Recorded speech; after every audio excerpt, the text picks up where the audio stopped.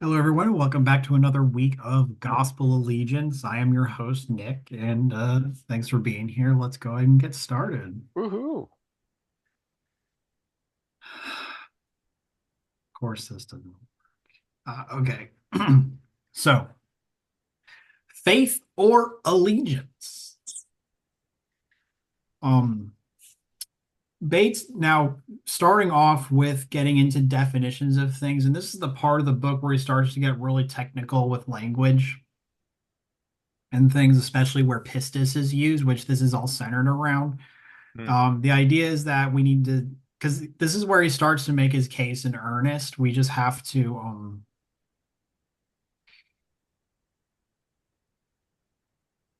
sort of suss out what he's talking about.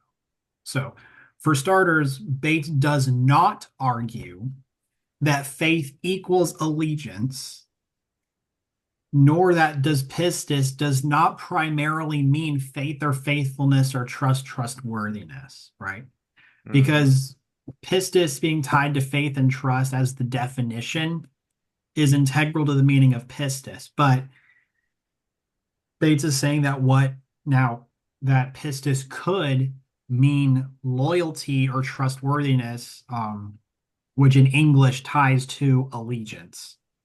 Mm. But we'll get into that. Now one big rule that he goes for is that context is key. Does the use of pistis or pistio in context sound more coherent with faith, trust, or loyalty, allegiance? Mm. So, example, when Jesus says, "Great is your pistis" to the Canaanite woman whose daughter was just healed, her trust in Jesus' healing is stressed here, not allegiance. The context helps form the proper word to be used here. So when Jesus says, "Oh, great is your allegiance," well, the Canaanite woman just wanted a healing. She never, said, "Oh, I believe in you, Jesus." Or "I believe in you, Jesus, to save me from sin." That's not, what that is. He's Mm. saying is great is your faith, great is your trust, right? So Bates is pointing us to that the context of the passage and what's in frame here will dictate what pistis means, Mm-hmm. right? So continuing from that same point, prior to her healing, she called Jesus, "Lord, Son of David, have mercy on me." The kurios there denotes royal status. Um, as Bates is making case. So the based on the context, pistis should be translated as faith or trust here. And see also Matthew 8:10, 9:2, chapter 9's verses 22, 22, 29, chapter 14, 31, or chapter 16, verse 8. Now, another example is by allegiance or your faith, you can move mountains, right? Faith or trust is the proper translation here. Now, pistis also occasionally refers to objects or abstract ideas that only relate tangentially to allegiance. They may intend allegiance, but it is not the root meaning.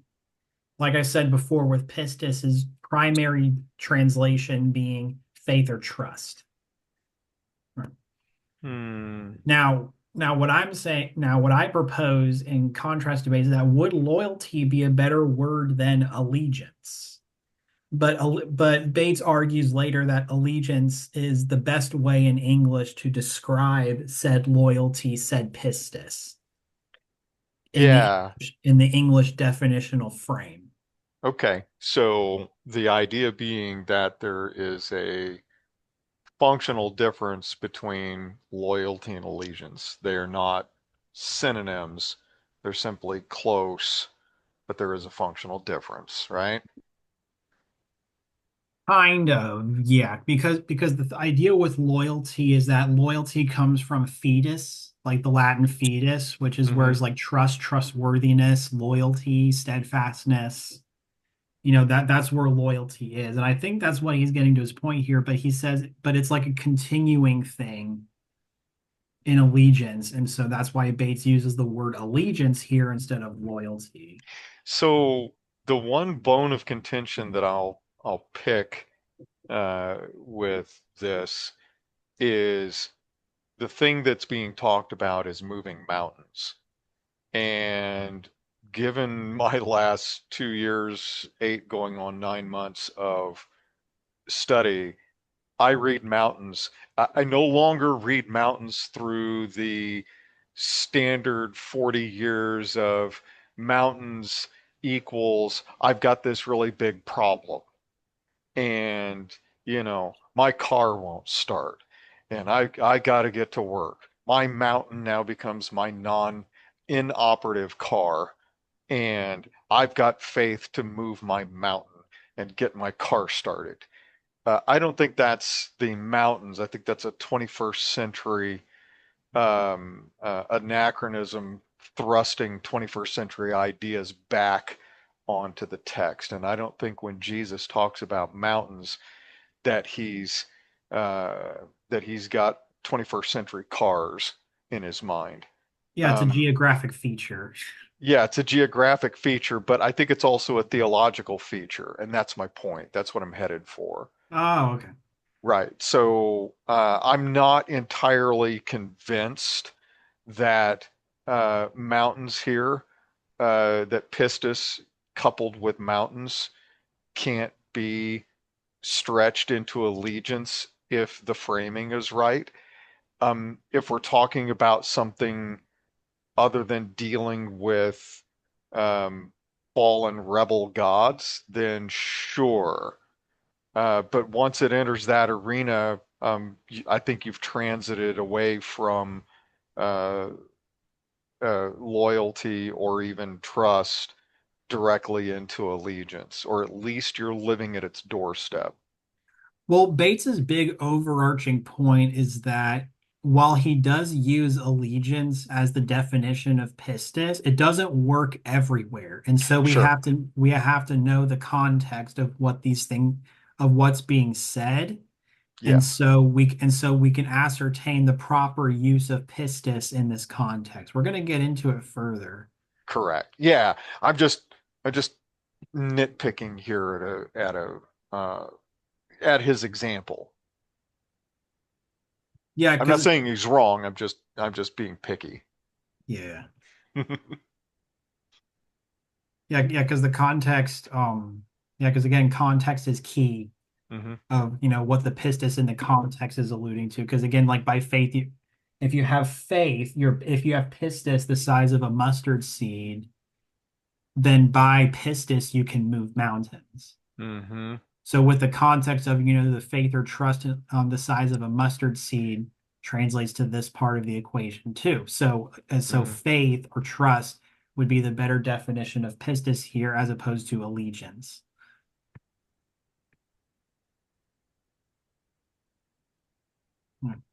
Now, pistis can also mean proof, evidence, or assurance, and he cites Acts 17:31 for that.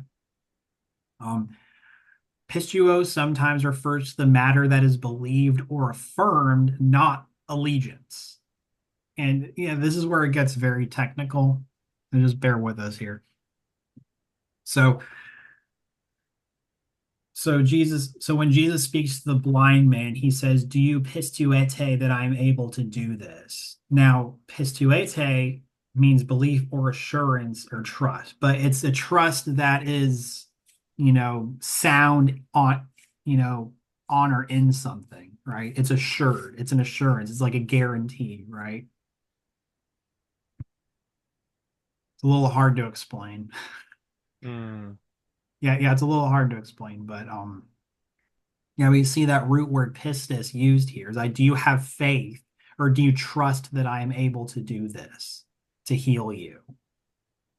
It's like, do you have allegiance that I'm able to do this? No, that doesn't make sense. So it's like, do you have an assured trust that I'm able to do this? Are you sure you trust me to do this for you? Hmm. So the context commands that pistueta in this verse be translated that way. Hmm. So now, what also is important is how words mean things, right? So, this is for language nerds, but we're gonna work through it as best we can. If you have questions, please speak up. because it's going to get a little abstract, but I hope I can communicate this well Mm.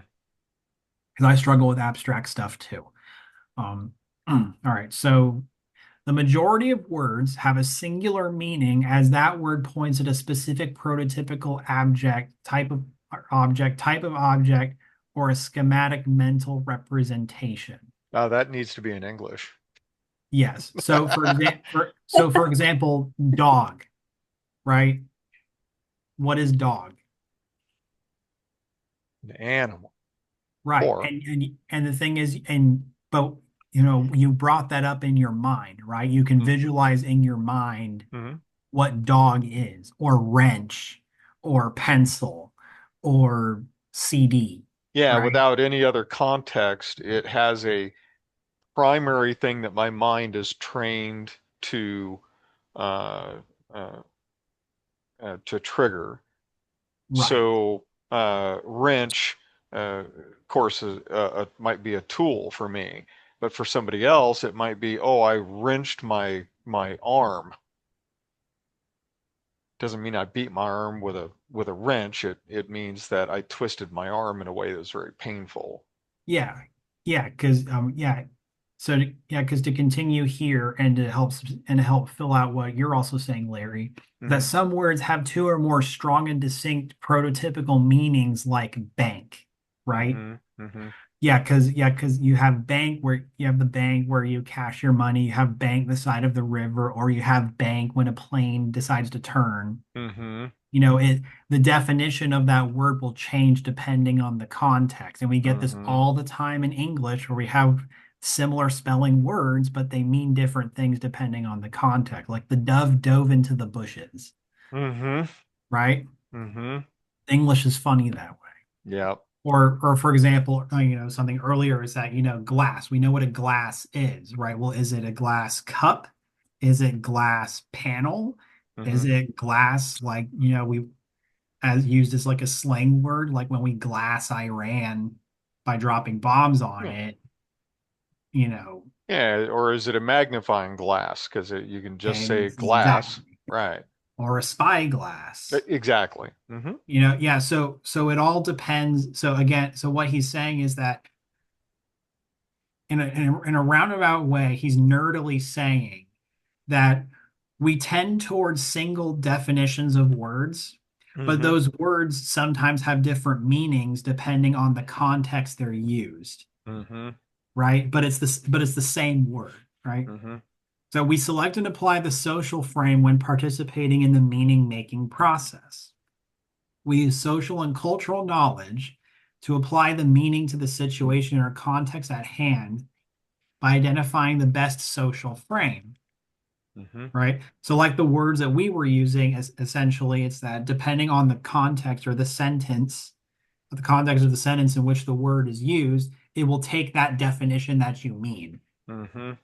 Yeah. So yeah. So he says that we are neurologically biased towards a single meaning. So when Paul or Jesus speaks, they probably had this single meaning approach when using pistis, right? Hmm. And pistis will generally mean faith, belief, trust, but also could mean loyalty, trustworthiness, or allegiance, depending on the context pistis is used. Right. Yeah, because he draws attention that pistis is used in the context of not just trust or faith, but it's used in the context of soldier commander relationships, king subject relationships, master Hmm. slave, friends, family, lovers, and self. Hmm. Yeah. Allegiance becomes the actualization or material application of pistis in context of answering the royal gospel TM. Yeah. Yeah. So did I make that clear, or do I need to? Yeah, no, it's very clear, Okay. certainly to me. Others can answer for themselves, but the the finer point on the pencil is to understand that um, that needs to be um, the context needs to be extended to the surrounding worldview of the people at that time, in addition to this context, which is uh, it has a we can understand it in modern English with modern English examples, but we can't necessarily just have a dependency that our modern English understanding is going to yield the same understanding that they had 2,000 years ago as Jesus and these people are using these words. Right. Yeah. So So it's a little bit, it's the same thing. We just have to take it a layer deeper. yeah, yeah, because especially, how Bates makes his case is that his case is, rests on that pistis could mean allegiance to, Hmm. and there's several contexts where it makes a lot more sense to translate it as allegiance, especially with the gospel in view of when the text mentions the gospel and puts that in view, relates that to pistis, which best means allegiance in this context, therefore gospel of allegiance, Hmm. Exactly. which is the huge bird's eye Matthew Bates argument. Correct.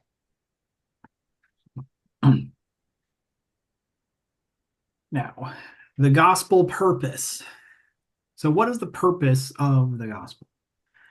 So, we tend to assume the gospel purpose rather than demonstrate it. And he says Mm. here, this is a quote from his book: to generalize the purpose of the gospel within salvation culture is to get us to trust in Jesus's atoning and priestly work for us rather than in our own deeds, so that we can be forgiven and go to heaven. This is not, however, what scripture teaches about the gospel's cult purpose, not even close. Hmm. So, And for many of us, that's been the reversal. yeah, so this is a straight attack at the Billy Graham easy believism, Hmm. you Just know. just accept Jesus in your heart and you're good forever. Yeah, and that's that salvation culture he's trying to get at, which Hmm. misses what the gospel is here. Hmm. So he says the most explicit statement of the gospel's purpose is in Romans 14:24 to 26. And what's interesting is because he quotes from the King James Bible, which places this passage in chapter 16. So what's weird is World English Bible moves this text to chapter 14, Oh, wow. which I don't know if that's a text variant or an editing thing or something. I don't know, but that was just weird for me. It's weird for me too, because I'm looking. Oh, yeah. Uh, I had to reload my e-sword, and the only thing I have is the King James. Oh, I can't do my other versions. There are no Okay. other versions. Okay, you're right. Let's see, 16, 24, 26. All right, 24 to 26. All right, got it. Oh, actually, it's 25, 26. Yeah. The doxology is as this thing wants to try and say. All right, so here we are. Continue.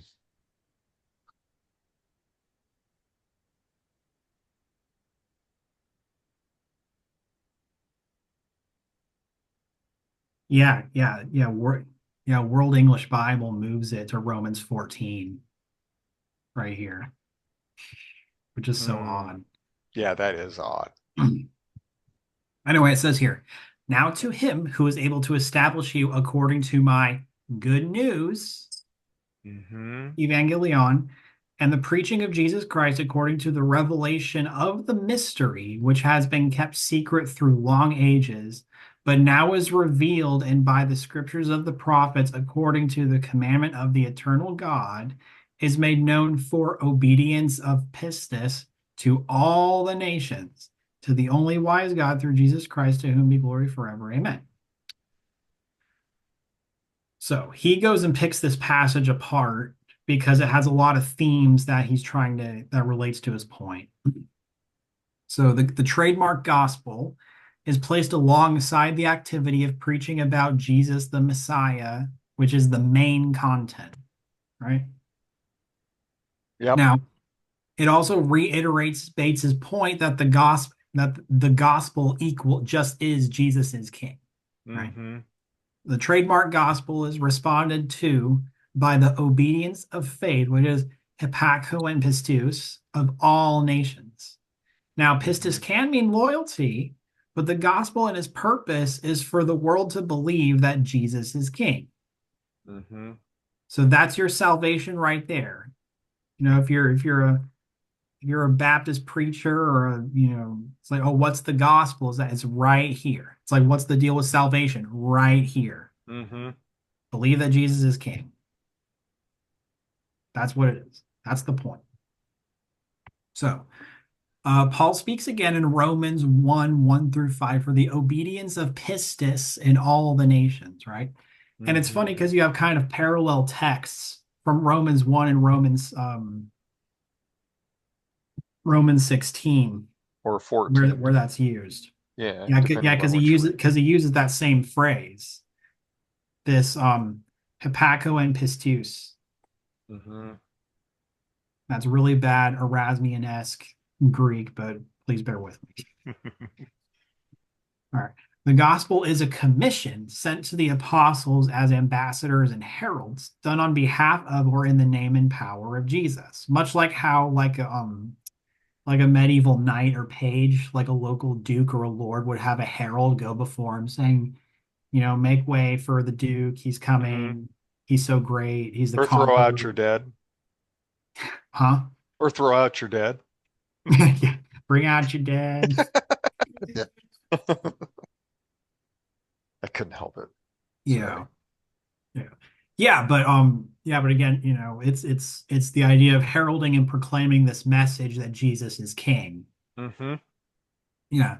Now, this obedience of pistis phrase is unique to Paul. No other New Testament author uses that language for the Mm. gospel. So this is a Pauline thing. Isn't that interesting? Yeah.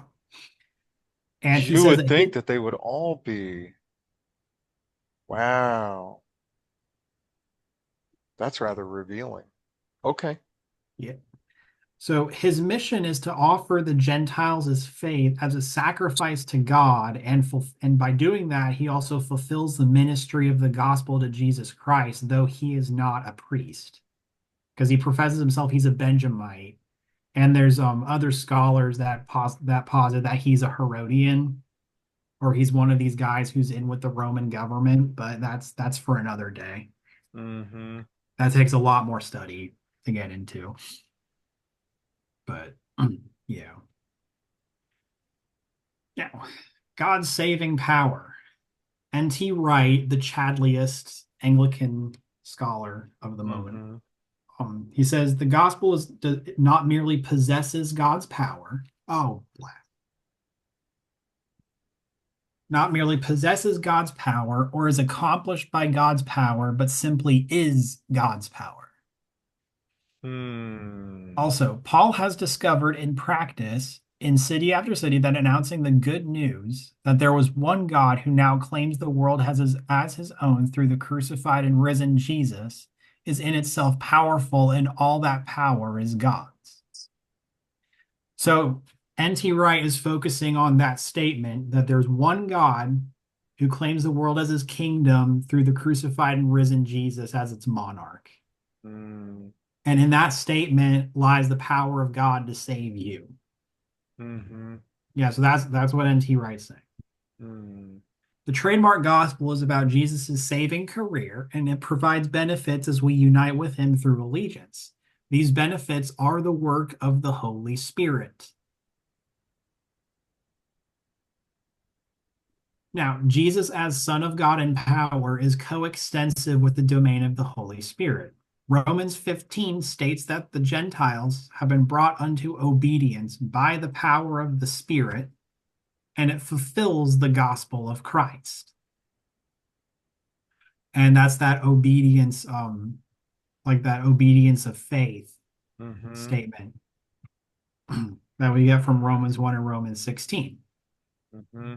And Paul says that fulfills the gospel of Christ that the Gentiles believe and brought into allegiance or so. Mm-hmm. The gospel resonates within, yet subverts the Roman imperial context. The believer changes allegiance by repenting from sin and trusting Jesus for their salvation. With the Spirit's assistance, they are no longer enslaved by sin, but are under a new master, which is Romans 8, 1 through 17. But now this sounds like easy believism and salvation culture, but then on a cosmic scale, how can one materially leave sin? By performing the works of allegiance. I think that's the idea, is that allegiance is not just hail Caesar, Caesar is Lord. Um, it's one thing to say Caesar is Lord, it's another thing to obey Caesar and not participate traitorously with his rivals. And if that is the case, and this is as he says there, that the gospel resonates within yet subverts the Roman imperial context, well, that's the imperial context, right? The not just the giving of allegiance to Caesar, but obeying Caesar, whatever Caesar tells you to do, either directly or indirectly through one of his people downstream. Kind of, yeah. Um, yeah, because what you make is the point he kind of should be making here, Mm-hmm. tying it to the imperial cult or serving Caesar, Mm-hmm. like in real life. But this idea that there's like this kingdom of sin, this like cosmic power of sin that, Mm, rules over you from birth by mm, existing, and then Jesus has to save you by putting your mm. faith in him, which is kind of the easy believism, Yeah, so this is shtick. But yeah, sure. yeah, and plus, Paul has his cosmological model that Bates doesn't get into here. But and I'm just kind of, nitpicking here. Mm. And But I yeah, but the idea is that it's the overarching theme is, changing your servitude and allegiance because mhm, supposedly you're enslaved by sin. Yeah, supposedly you're enslaved by sin, but under a new master. So the idea is that you move from, like, the analogy is you move from being enslaved by sin to being enslaved by Jesus. mhm, mhm, Um, yeah, so that's what he makes. Yeah, so that's kind of the points he makes here, but it's with this assistance of the Holy Spirit. Don't forget the Spirit, guys. He's there too. mhm, Um, Sort of helps with that transition. mhm, But mhm, yeah, but this cosmology of being, enslaved or having allegiance to sin is mhm, something that needs to be sussed out, especially in the mm, Pauline context. mm, Now, God's righteousness is one of the benefits of the gospel, Romans 1:17. Notice how all this gospel content is from Romans. Is he setting up a different Romans road here based off of obedience of faith? possibly. I mean, of course, bearing in mind that what the Romans road was trying to do is trying to systematize salvation culture. And I don't think Paul's goal is to systematize. I think Paul's goal is to turn it into a living relationship between a Lord and his underling, his servant, his subordinate. And that's a living relationship. I mean, I think, one of the reasons that Jesus looks at the centurion, that he says, "Hey, I haven't found, faith this great in all of Israel." When he says, "No, Lord, there's no reason for you to come and heal my servant. All you have to do is just give the word."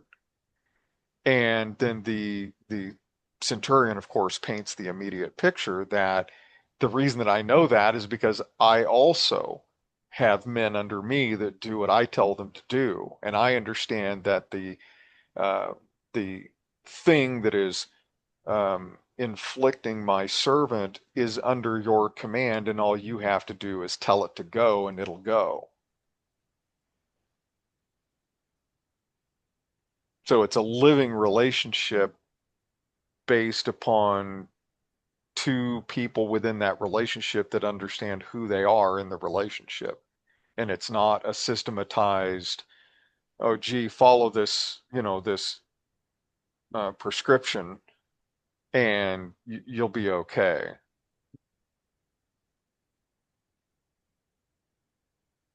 Yeah. Yeah, but it's just an observation that it's, because like doing door to door soul winning and stuff, and you take them down the Romans road. Hmm. It's that, all these verses pulling from Romans and what Paul's trying to carry with the gospel is that you could construct a Romans road with all these verses and show gospel allegiance. Yeah, if you're doing it in a way that's leading you to Jesus who is living, he's not just he's not a checklist, right? No, Jesus is not a checklist. Yeah, and that's what I'm saying is you know you're I think you're correct. I think that you could make the case that this is a different Romans road. It's just a living road rather than a checklist. Maybe. I don't know. We have to suss it out a bit more. Okay, all right. Fair enough. Yeah. So to continue, Sure. he uses, yeah, we have to notice the Greek word gar, which cognates to the English for, explains why the previous statement is reasonable. For example, there's a hermeneutic trick that I learned is that when you see therefore, what is it there for? Mm-hmm. Which is pretty helpful. Mm-hmm. Now, he points our attention to Romans 1:16 through 17, as he does above here. That for I'm not for, that's that gar, I'm not ashamed of the gospel of Christ, for gar. It is the power of God unto salvation for everyone that believeth, to the Jew first and also the Greek. For therein is written the for, right, gar, therein is the righteousness of God revealed from faith to faith, as it is written, the just shall live by faith. So therein is the righteousness of God revealed from faith to faith, to the Jew first and also the Greek, that the gospel of Christ, or that the power of salvation to everyone that believes, is the gospel of Christ.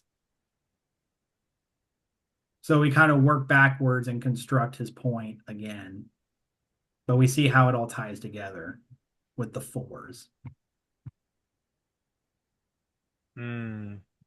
The revelation of God's righteousness is bound up with revelation of the wrath against the unrighteous.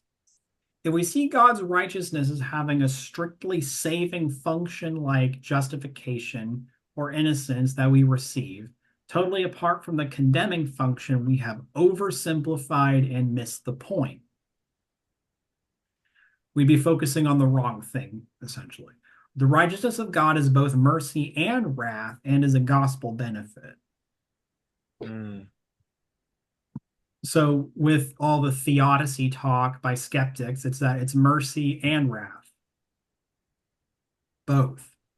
They always focus on the wrath, but never the mercy. You ever notice that? Say But it in different it's both. It's a words. balance of both. All right. And I guess that wraps it up. Any thoughts? Well, go back a slide. Oh, sorry. I apologize for Yeah, rushing. it's okay. It's okay. The last thing there, um, uh, kind of expand that a bit. What do you mean that there's a lot of focus on wrath, there's not a lot of attention on mercy, and it's a balance of both? How does that work? What are the mechanics of that? Great question. So, because a lot of the complaining is about the wrath of God and how he wants to punish us all and send us to hell and everything. Hmm. And to the skeptic, it doesn't make sense because they forget this mercy part that God sends Jesus to deal with this problem. Now, That's all penal sub talk that has this problem, Hmm. of course. Yeah, and Larry, I know you love penal sub, so this is right I up your alley. do. It's one of my favorite things. For those watching, I mean that sarcastically. Larry has come out against penal sub Yes. in the recent days, so we're I'm not a joshing here. fan. Yeah. Not a Yeah, but this fan. idea of how mercy and wrath, but the thing is they are both sides of yeah, they're both opposites, but yet they balance each other and they're part of the nature of God. Because even in Jewish Kabbalah tradition, you have mercy and wrath on two sephirot on either side of the diagram that explain God's the aspects of his personality, I guess I'd put it. And that's a deeper topic I'd have to do on that I only have surface level knowledge of. Hmm. But but it's like yeah, but judgment and mercy are both opposites and they tie together as parts of God's nature. Right. So the real question is, in the context of um, Bates's study and gospel allegiance, how does gospel allegiance cause them to be balanced?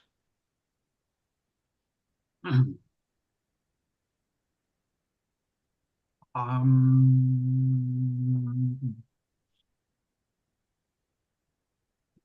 Pulling up my copy here.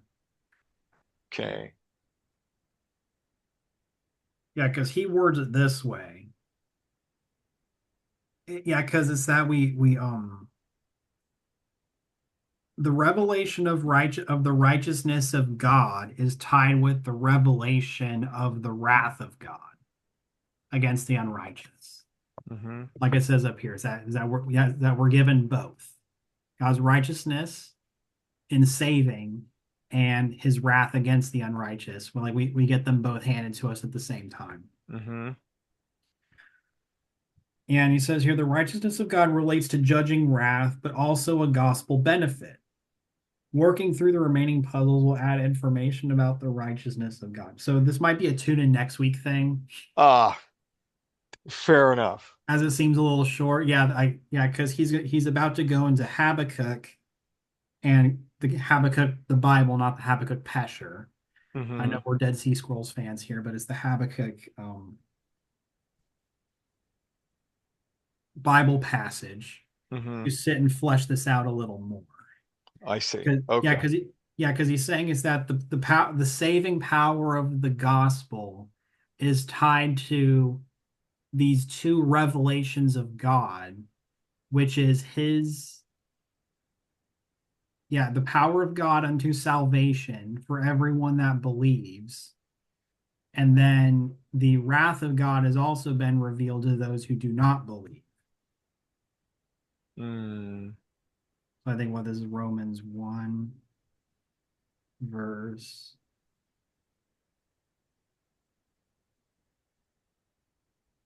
Yeah, it says okay, so take it back to Romans 6 1:16. For I'm not ashamed of the good news of Christ. It is the power of God to salvation for everyone who believes, for the Jew first and also for the Greek. For in it is revealed God's righteousness from faith to faith. That's that revelation word here, God's righteousness here. As it is mm-hmm. written, the righteous shall live by faith. For the wrath of God is revealed also from heaven against all ungodliness and unrighteousness of men, who suppress the truth and unrighteousness. Because that which is known of God is revealed in them, for God revealed it to them. Right. Mm-hmm. And he goes on talking about how wicked, sinful people are. But the idea is that it's this the wrath of God against the unrighteous is revealed at the same time God's righteousness from faith to faith is revealed. Mm, And that righteousness from faith to faith comes through Jesus in the gospel. right. Yeah. So the uh the from faith to faith. So is he saying from instance of faithful obedience or allegiant obedience to allegiant obedience? Is that what he's saying? That this is how the righteousness of God is revealed? People allegiantly obeying him, and as they do, there's a revealing of the righteousness of God? Is that what he's saying? Could you repeat that one more time? Well, that righteousness is not something that is subjective, but that righteousness is objective. So righteousness as an object is the result of allegiant obedience. I'm allegiant. I have loyalty to God, and I demonstrate it by acting, living, speaking things that align with the culture of Christ, the law of Christ, if you will, and that by doing so, what results is righteousness, acts of righteous, acts that are righteousness. They're now a substance. They're no longer some kind of ethereal, subjective notion that's living out there somewhere and somehow is being applied to me, that even though I don't deserve it, blah, blah, blah. But no, this is real substantive righteousness that is words, thoughts, and actions that are the result of obedience. Therefore, from faith to faith, that's how those things are revealed. Is that muddier or clearer? Yeah, I think you're getting it, Larry. Um, yeah. Because I can't have righteousness just being this subjective thing. Well, no, because well, if it's a universal constant that there's righteousness, but then there's also unrighteousness that we Mm-hmm. get. There's, two parts of it, Mm-hmm. like two ends of it. Yeah, because that would then make sense why verse 18, for the wrath of God is revealed from heaven against all ungodliness and unrighteousness of men who hold the truth in unrighteousness. Yeah, Yeah, they're looking at the whole thing and going, "No, I'm a rebel and I don't care. I hate God. I love my flesh. I love what I'm doing." And the result of me loving loving my lust and loving my covetousness and so on and so forth, is that my thoughts, words, and deeds are the substance of unrighteousness. So he's literally putting the two of them against one another. He's juxtaposing them. yeah, because there's something cosmic that Paul's trying to get at. Because you have, yeah, because like what we spoke before with that, like the allegiance to sin and the allegiance to righteousness in Jesus. Mm-hmm. Yeah, there's something cosmic going on that also Romans 1:16 is peeking at because it's the gospel of Jesus, which is this gospel of allegiance that saves you Mm-hmm. from the unrighteousness, and you're no longer ruled by unrighteousness, you're ruled by righteousness, Mm-hmm. Mm-hmm. through Jesus. Mm-hmm. Exactly. How that Yes. works, we have to read Paul or we speculate. Right. Because we don't I don't think we have all the pieces of what Paul really believes and is trying to tell us here. Mm-hmm. Um yeah, but the idea is that it's the saving power of the gospel. Paul tells us explicitly saves us from unrighteousness. And what is that gospel? It's the royal gospel of allegiance, Mm-hmm. right? So Yeah. yeah, So so he's so really saying that the, as you have just put it, the royal gospel of allegiance has an outflow, and the outflow are people who act upon that royal allegiance, and they live differently. And they're able to live differently, not necessarily because they're doing it on their own, they're being indwelt and empowered and propelled along by the living power of a living spirit of a living Christ inside of them.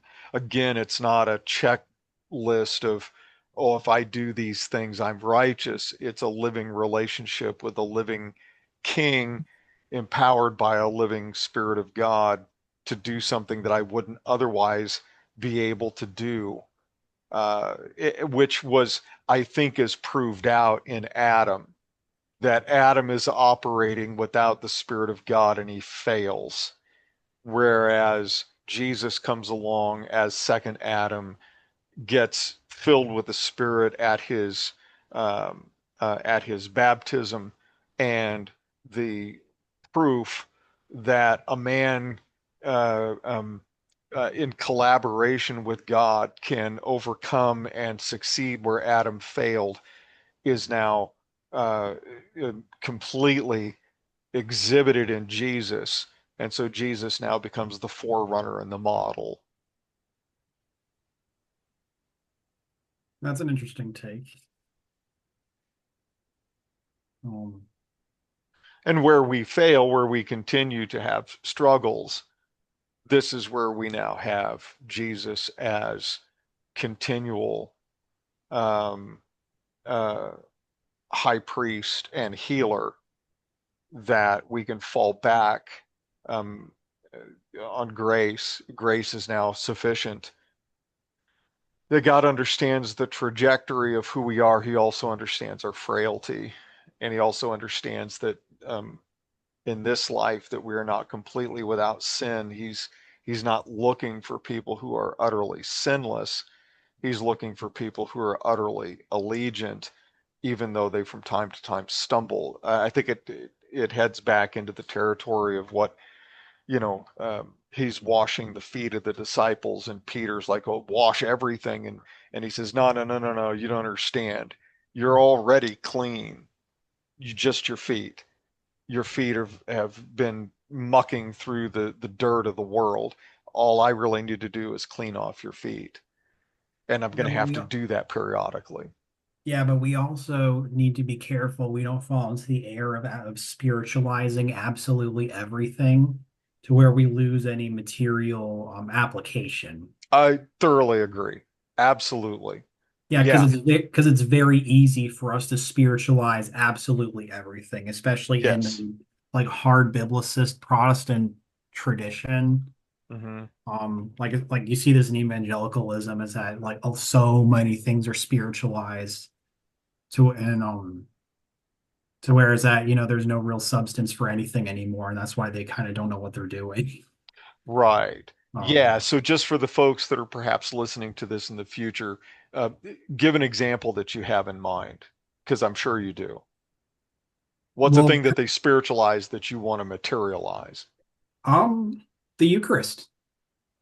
Oh, sure. Okay. Yeah, the Eucharist. There's several. That's a huge, like 2,000 year long debate. But when you go full Zwingli and it's that, oh, it just represents and it's just a spiritual thing. It's spiritual food, spiritual wine. It's just a spiritual representation. Or I should also say desacralizing. Hmm. Like same thing with baptism. Is that there's nothing sacral about baptism. It's just a representation. It's just, there's something spiritual going on. There's nothing really material Mm, that the Holy Spirit is not indwelling in you there at baptism. It's indwelling you upon your profession of faith, but there's a spiritual thing going on. mm, It's that it really takes away from the material. Is that, well, I can't see it, I can't all that, but it's just this is where you get like nerd gatekeeping because it's that, oh, it's spiritualizing, so therefore it's so much higher. hmm, It's so much higher, and therefore it's more correct to hold this perspective because and leave the material behind. But is that hmm, no? It's like, well, then, was, Jesus only spiritually eating stuff? Did he only spiritually heal people? Did he spiritually walk around Tyre and Sidon? Did he hmm, spiritually die on a cross? hmm, hmm. Yeah, The same where thing. where do we Where do we somewhere we have to draw a line. Yeah, and Uh-huh. yeah, and so and it just takes all the it takes a lot of meaning out of it because like especially being in liturgy, it's that when you participate in liturgy, you're doing, you're performing the rites with the priest. Mm-hmm. He's a representative for you to administer the sacraments, but at the same time, you're singing the songs and saying, saying the prayers and all that with the priest as he's performing the rite, and that's very meaningful. So even when it comes down to, something like the Eucharist, is that, well, it's just only a spiritual thing, is that, well then, my brain has to imagine something it probably doesn't have categories for. Well, yeah. So there's So it mentally gatekeeps, you know, people out of the kingdom. But I feel I'm, going a little far off the deep end. well, maybe I don't know, um, because you know, so framing it back into our study and into the book and so on and so forth. Um, the whole eating and drinking thing doesn't begin with Jesus at a table, communion, and he's going to die in the next day or two. That's not where it begins. It actually begins back in John chapter 6, where, you know, he's got, I don't know how many disciples, and, if you don't eat my flesh and drink my blood, you don't have any part in me. You're not going to have any eternal life. And of course, they all flip out at that point, and because they know exactly what he's saying, I think. What he's saying is that, you know, that he's on a road that is, there's people and powers that are against him that could, uh, um, and will, in his case, obviously, will take him to suffering and to a cross. And I think what he's telling all of the disciples is, you're not above your master. Your road also includes a level of suffering and perhaps even martyrdom, and you're going to have to hold the line.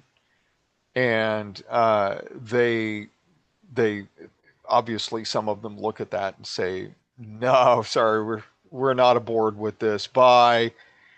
And the 12, he says, "Are you guys going to leave me too?" And the 12 are like, "No, you have the words of life. Where else are we going to go?" So the eating and drinking is there, and I think the reality is that the eating and drinking goes all the way back to the garden, and the eating of the tree of the knowledge of good and evil. It is a commitment. It is a an oath taking and then oath keeping process that eating and drinking, even in the ancient Near East, covenant cutting and covenant bonding was done in view of eating and drinking. So eating and drinking isn't just a simple, as you say, something to super spiritualize. It is something that can be very, very actuated and very materialized in, yes, I'm doing this. Jesus said to do this in remembrance of me. Well, yeah, what am I remembering? Am I just remembering, oh, yeah, that's Jesus? Look, there he is.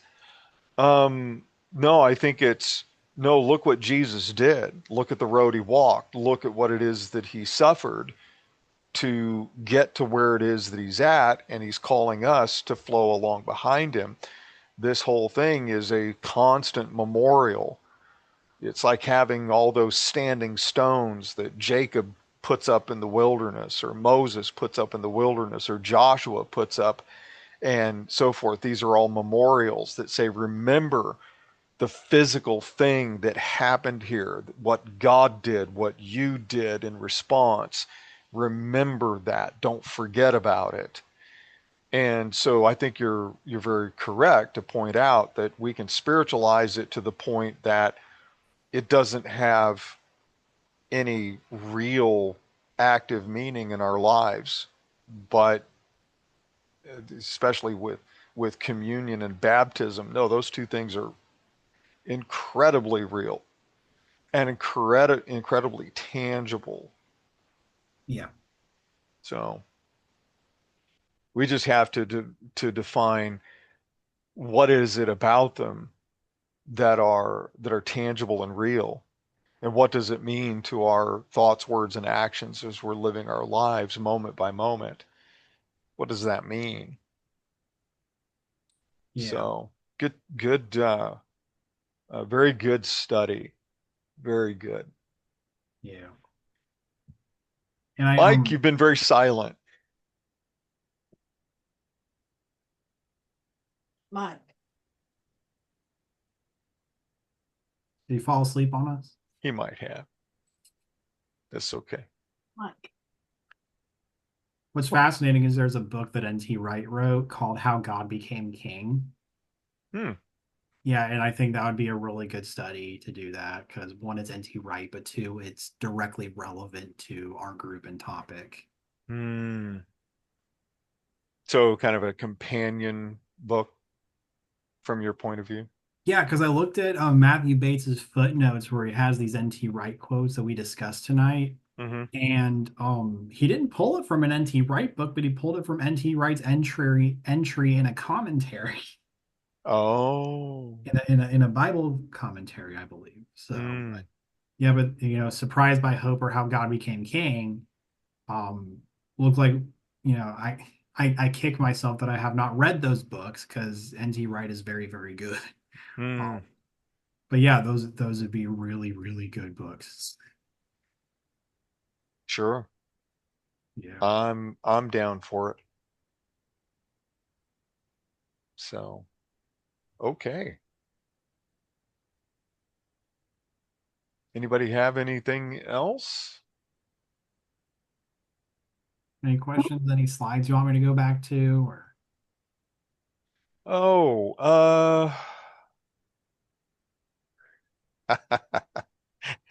that's funny. I like that. yeah, I thought so. It made Emily chuckle, so she said, "Yeah." Many thoughts.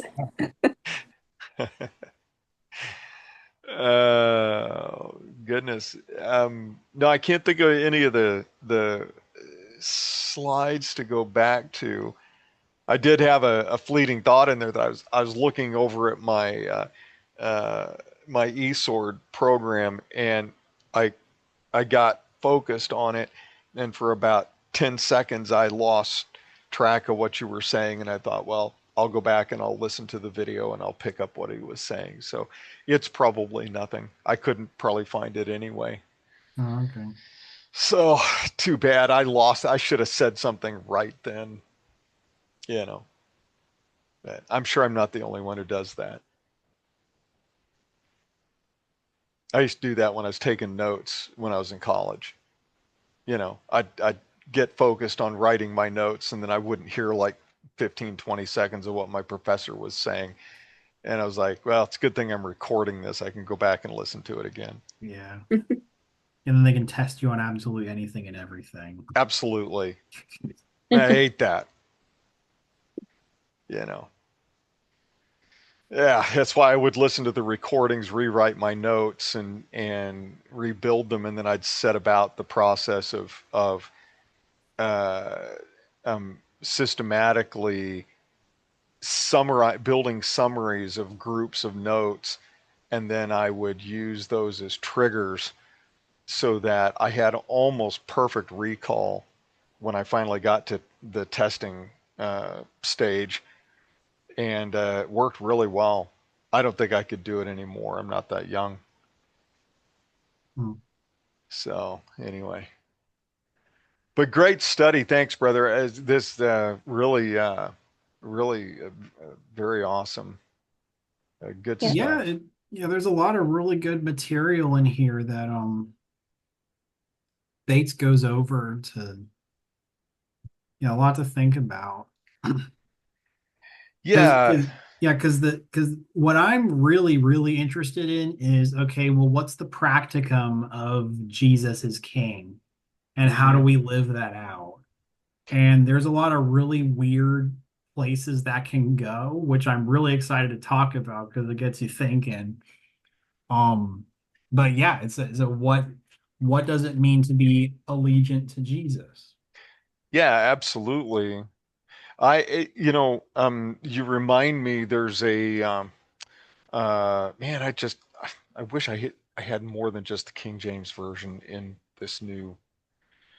Oh, oh, Anyway, Larry, what? you can there's this website.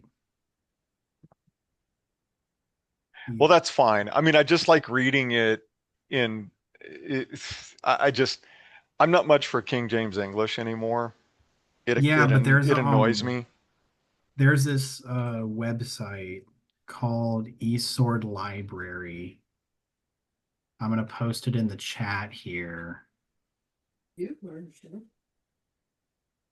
and you can literally like download anything you want. Yeah. Oh, good. Thank you. I appreciate that. Yeah, Because because yeah, a lot of the translations I have purchased. I have a lot of the free ones that you get, but I have a lot of them that I've purchased as well. And so I'm having to figure out how am I going to get my purchased translations off of my laptop onto this desktop. So that's been yeah, kind of the deal. yeah, because this Bible support downloads Hmm. has so much on there. That's where I got most of mine.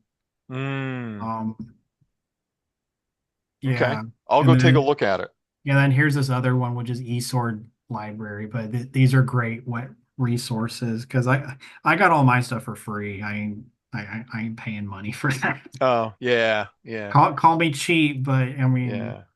No, some I'm the same way. I'm pretty cheap too, except every now and again I'm like, okay, it's not very much, 10 bucks, 15 bucks, okay. yeah, yeah, yeah. Poor And Mike's shelling out like $60 on his oh, and logos. yeah, on logos. Yeah, I feel bad for the guy. I'm going to leave that alone. But in Colossians 2, verse 8, and this is where I was headed, is beware lest any man spoil you through philosophy, vain deceit, after the tradition of men, after the rudiments of, and this of course says the world, and well, the rudiments, it's the stoicheia, right? The elemental spirits, and I think what really the tie back to what you were just saying is you talk about the practical or the pragmatic application. It's really helped me to say, well, there is a culture of Christ, there's a culture of the kingdom. And this thing here, Paul is talking about, philosophies and deceits and cultural traditions, that these things are all uh, they're all based out of, they're all results of these devilish demonic spirits that have been impacting and influencing and directing human culture. So one of the pragmatic things that, since I started recognizing that, was to sit down as I'm thinking things through, talking, the words that I use, the actions that I take. I'm like, is that kingdom culture or is that my culture that I've been raised with? Because I've now become very suspicious of my culture. I don't look at my culture and say, well, rah, rah, America, American exceptionalism. I don't actually believe in American exceptionalism. I believe in kingdom exceptionalism, and that maybe some of that rubbed off on America and Americans, but now we've muddied it, confused it, and drugged it back into the cesspool. And so I'm on a kind of a personal, how should I say, awareness of, or trying to get my awareness in the Lord to lead me in the awareness to say, Lord, is this your culture? Is this your kingdom? Or is this just me mindlessly, brainlessly living out the culture that I've learned by um, monkey see, monkey do as an American. Yeah, because especially the hurdle of cultural differences, Hmm. um, it's it's gonna syncretize the religion with your culture. It's gonna happen. There's Of no course real it way to is. dodge that. Because that's the mental frame that we're coming from and we're approaching the Christian faith with. Because again, me as a 21st century American, Hmm. I have a completely different, like as John Walton puts it, a cultural river. I have a Hmm. completely different cultural river than first century Roman occupied Palestine, Yeah, yeah, yeah. you know. Same thing with the rest of the text. And so that's why, studying all these ancient manuscripts and stuff is so important. It's like you have to read, and try to understand the worldview of these ancients. Hmm. And, especially of like Paula Fredrickson, and the stuff that she wrote about Paul and talks about, yeah, she has a paper called, Paul's Crowded Monotheism, Mm. because, for, yeah, because she says like in the ancient world, all gods exist. Mm. And she puts forward, piggybacking off another scholar that she read, it's that this idea of megatheism was what Paul was trying to push forward, that it's always my God is bigger than your God, Hmm. even though both gods exist. And we get that through the Old Testament, where it's like, oh well, I will silence Bel, I will, drive him down. Is like, well, yeah, he's acknowledging Bel's existence. It's just, Hmm. we always saying he's superior to Bel. Hmm. Hmm. So again, to back up Heiser's point, it's that you have, um, to this, how does this cosmological model work? So that And brings me to an interesting question is, so I know, or at least I think that you and your wife have either you still are or you have at some point have been involved with some kind of messianism, right? Some kind of messianic church. mhm. So is this a motive for you coming from a fundamentalist King James only, perhaps whatever that is, kind of a background? Is that one of your, has that been a motive for you? Has it been helpful? Has it been kind of why you're doing that in order to try and get to some kind of a hard reset in yourself to say, let me get unstuck from the tar baby of where I came from? Well, Or has it just been a matter of this is where the Lord's led you and that's enough to say about it? it's a bit of both, really, because especially when you get kicked out of a fundamentalist church just for asking questions. Uh-huh. Yeah, you really start to reevaluate some things. Then oftentimes it'll be like a rebel and fully rejects, but it got me on a path of increasing my knowledge, but then also deconstruction. Mm, Is that what do I believe? What's tied with Christianity? What's all of this? And especially meeting other Christians of other stripes, like just Catholic and Lutherans and Presbyterians and stuff, and you learn from all those traditions. mm, It's that it makes you ask questions about your own. Is that where is my tradition's place in history? How did we get here?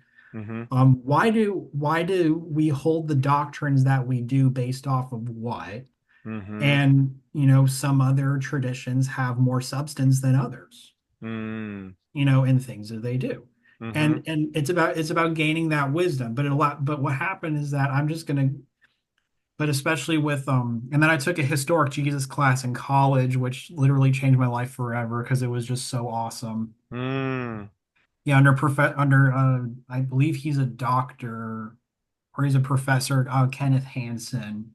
mm-hmm, He has stuff on YouTube, which actually he sent us links to those videos to do classwork from. mm, And his job is to kind of get your feet wet, but he taught us some interesting principles about investigation. Is that, are you sure you're asking the right questions?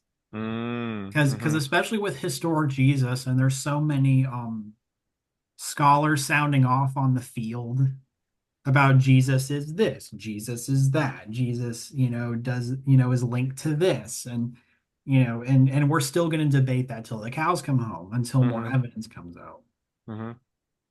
But the big overarching thing is that, and one really remarkable principle I arrived at is that, well, Jesus is cosmic wisdom, like wisdom itself. Mm-hmm. Because you read wisdom literature from the Deuterocanon and from Proverbs 8. And it's interesting because Justin Martyr links Jesus to this cosmic power of wisdom, Mm-hmm. who is a lady, Lady Wisdom. Mm-hmm. Mm-hmm. And John 1 verse 1 through 3, that's pulled directly out of wisdom literature, Mm-hmm. believe it Mm-hmm. or not. And Mm-hmm. same thing with, the early verses of the book of Hebrews, all that. So the biggest thing is that, and even with the Stoic mind, is that the big principle is to seek wisdom. Mm-hmm. And in order to seek wisdom, I have to be humble and take a back seat as to being a dogmatic zealot, Mm-hmm. even though I may want to. Mm-hmm. Because Mm-hmm. I have that streak in me to be a dogmatic zealot, but I've shelved Mm-hmm. that because that is a hurdle to learning and understanding wisdom. Because a lot of things that I've come to is from reading and considering different points of view, but also a lot of self-meditation. Mm-hmm. Because I sit and I think about these things, like on my way to work or around, or doing stuff, is that, how does this work?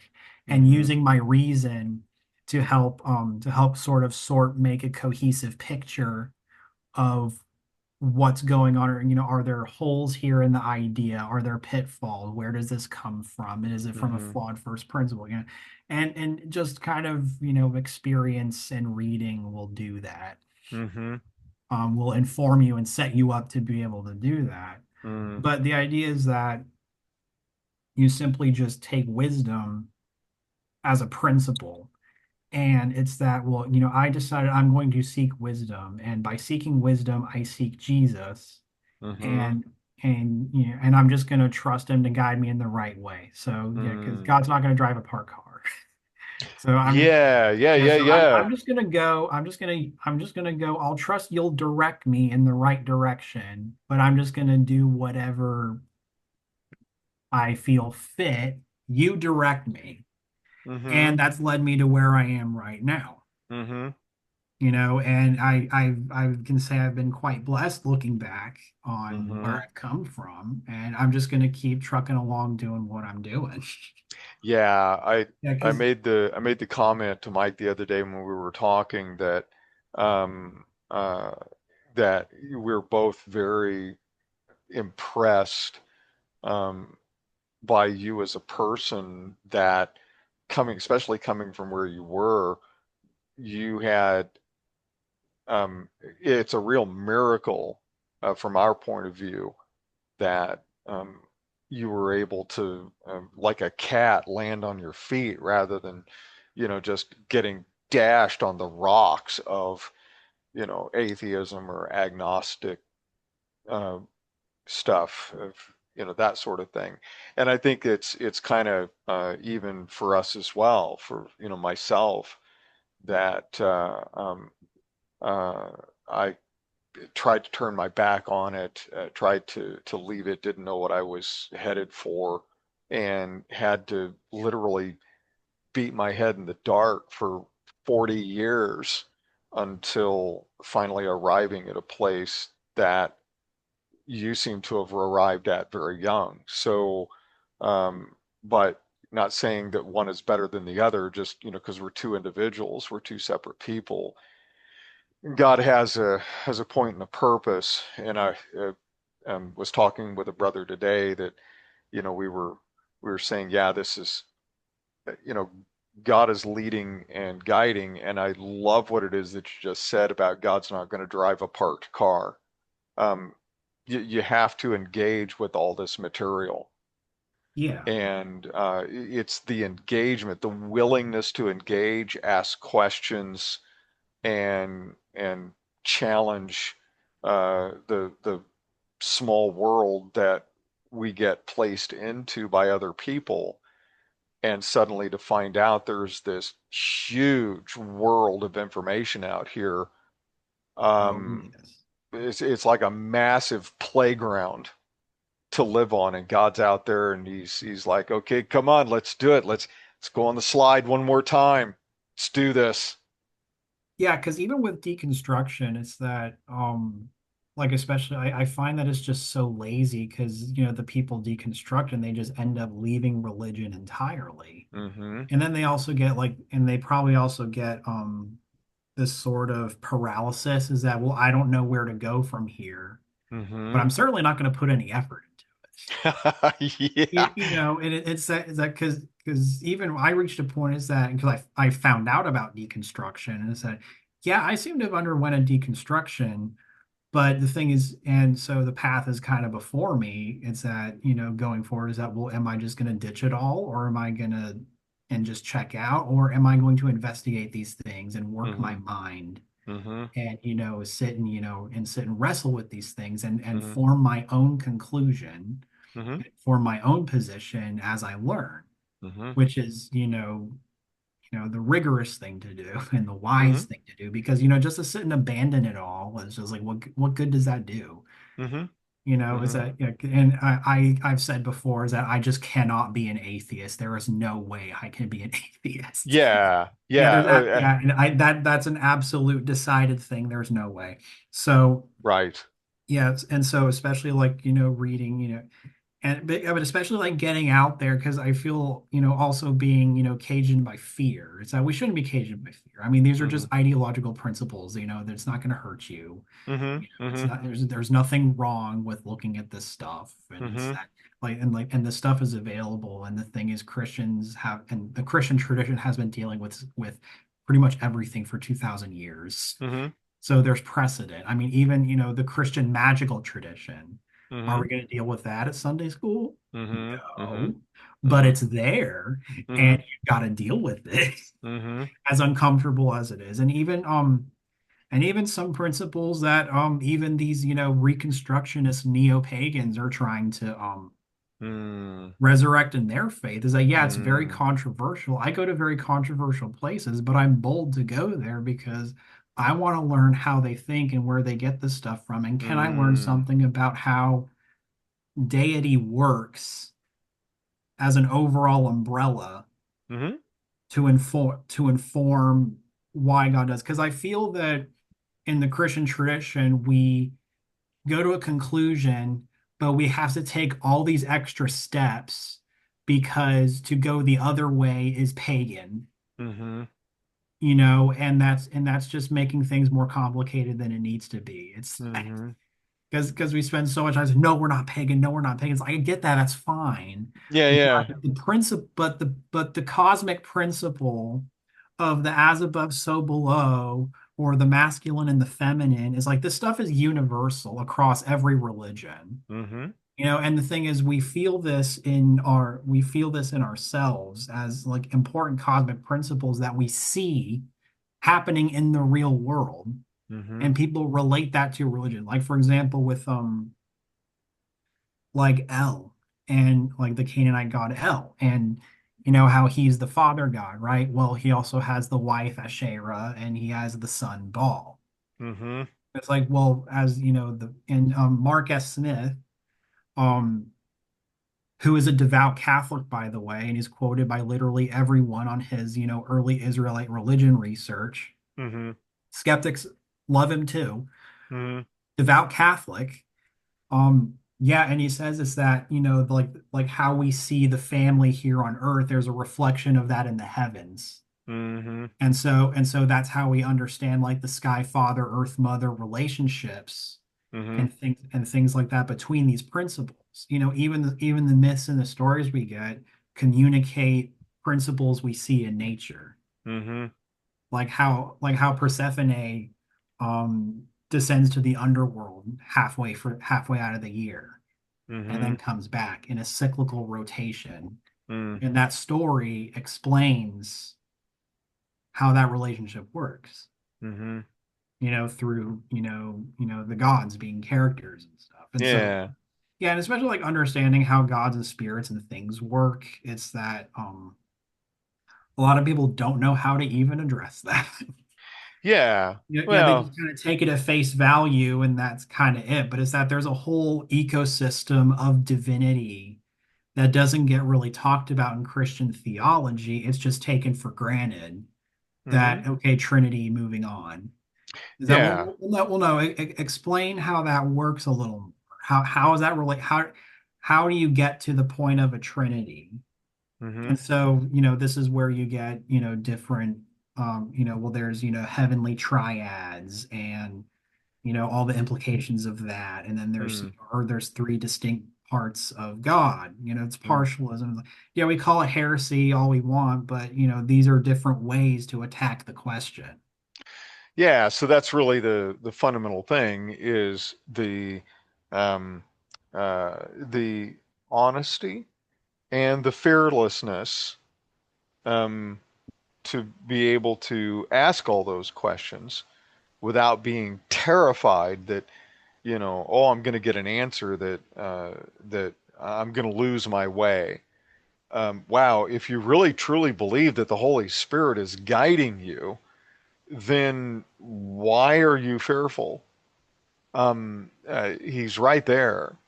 And if there's anything I've learned in the last 2.5 years, is that he hasn't let me fall. I've had things that I've butted up against that uh, did have a real opportunity that they could have taken me down roads that I now look at and go, wow, that would have been really bad. That would have been dangerous. But you know, the Lord provided the right thing at the right time to say, no, I don't think you want to do that. I mean, you can study it. Feel free, kid. That's okay. But don't get enthralled with that. I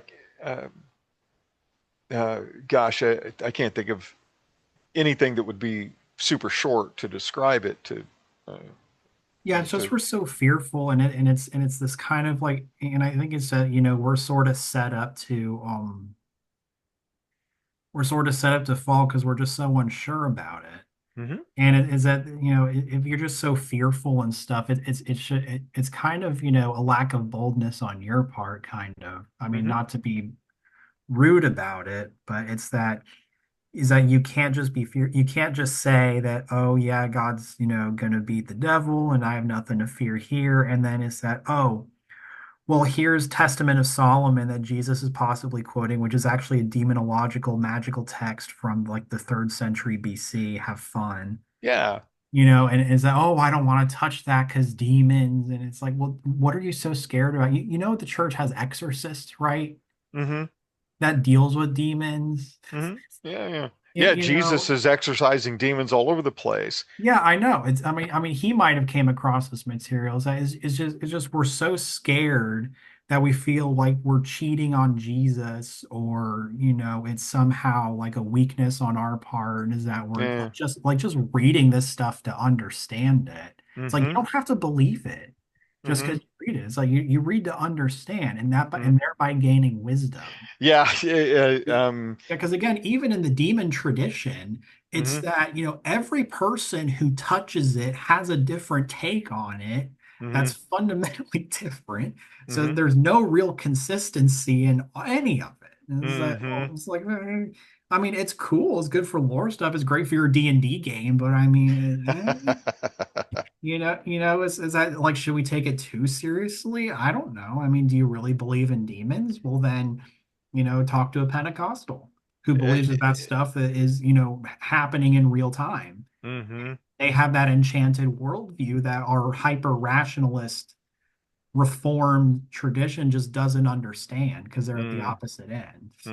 Right, right. And Yeah, that's talk why we about should it. not have gotten rid of the Montanists. Yeah, we'll talk about it in polite company, but don't expect me to believe that there's real devils that need to be cast out of people.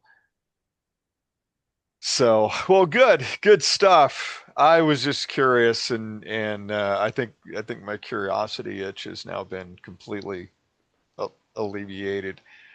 I Yeah. just thought it was a good conversation to have, especially around this, because even Bates's book has turned into a bit of a battle for him, right? He's not had the kindest of receptions in certain circles.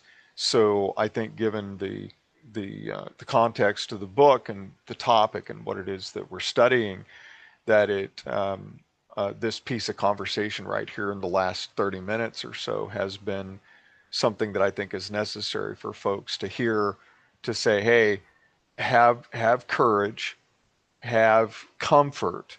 You're not going to be harmed. You can think about these things and still keep your brain in your skull. It's okay. Um, and you're still free. Nobody's going to force you. The devil's not standing over the top of you.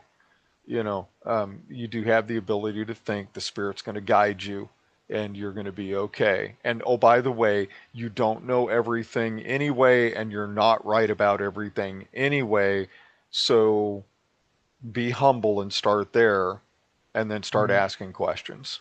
Right. I mean, if you seek wisdom, wisdom will guide you. Correct. And wisdom, Absolutely. yeah, and wisdom isn't scared. Truth isn't scared about it. It just is. That's It's exactly up to right. it's you take the journey to find it. Correct. Yeah. You put in the rigor, you put in the work, Yep. and you will be rewarded. Yeah, absolutely. I mean, this is Jesus, right? Telling people, hey, seek and find, ask, knock, do these things, but just don't sit around and, put your horse blinders on and go back to your video games and your football season. Yeah, because that's Um, just blind faith, is of that. course it is. Yeah, and it is that it's that I have faith God will guide me in the right direction. Hmm. I mean it's kind of a challenge to God, but at the same time it's that it's holding him to account to guide me through this. Yeah. Yeah, You I know. mean, he's not. I've started saying it to folks here recently. God's not afraid of me. He's not afraid of my questions. He's not afraid of my stupidity. He Nope. has no fear Nope. at my frailties and my blank spots. Nothing scares him about me. It's just, I just don't see the allure of being, shakily fearful Yeah, about so much. yeah. You Well, even know, Revelation says that that one of the kind of people that's going to be in that lake of fire, if Revelation is to be believed, are going to be cowards. And it takes a non-coward to stand up and say, I want to know answers to some questions, and I'm just honest enough to think that I don't know everything, and maybe God will guide me. yeah. I mean, because we have to look at it like a journey. Hmm. It's always a journey. It's something to work towards. I don't think I'm ever going to fully arrive. Mm-mm. I'm not really counting on it. That's not the point, is to Mm-mm. arrive, because we assume we have arrived as soon as we got on the thing, and we can't move from that spot or else we've not arrived. Yeah, And yeah, it's that, well, yeah, is that no, it's a journey, we call it a walk. It's like, well, treat it like one. yeah. It's like, Yeah. you're gonna stumble and fall. Yeah, you're gonna stub your toe. Yeah, Yeah. you're gonna need to take a break sometimes, but it's a journey at your pace, Hmm. but you got to at least keep going. Yeah. Yeah. God can keep up. I, I can't go faster than God. He can outpace me any day of the week, but I can't get ahead of him. If I'm headed towards that. And I think the Lord is quite delighted by people that say, "Hey, what's going on here? What's happening? Teach me, help me." So anyway, all right. Well, we should probably stop the recording here. And before we do, Mike, are you with us, brother? Let's see. Yeah, I'm with you. Okay, good. Brother, would you did a great job of closing us in prayer last week. Would you do so again before I end off the recording? Sure. Thank you, sir. Go for it.